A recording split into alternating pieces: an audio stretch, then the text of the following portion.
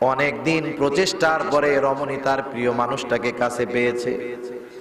গোলামকে ডেকে বলে, ও গোলাম, বাজারে যাও, বাজারে যাও, বাজারে গিয়া ভালো ভালো খাবার নিয়ে আসো, সুগন্ধি নিয়ে আসো, আজকে আমি আমার মোহাব্বতের মানুষটাকে কাছে পেয়ে গেছি, যাও।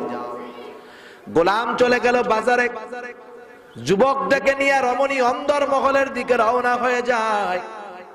যখন একেবারে অন্দর মহলের মধ্যে চলে গেছে, ওখানে কেউ নাই, কথা শোনার মতো কেউ নাই, দেখার মতো কেউ নাই, বাধা দেওয়ার মতো কেউ নাই। কেউ দেখে না, কেউ শোনে না, কেউ জানবেও না। যুবতী এইবার যুবকটাকে নিজের কাছে আহ্বান করতেছে।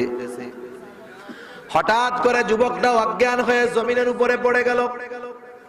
রমণী বারবার চেষ্টা করার পরেও যুবকটার জ্ঞান ফিরে না, হুঁশ ফিরে না। বলেন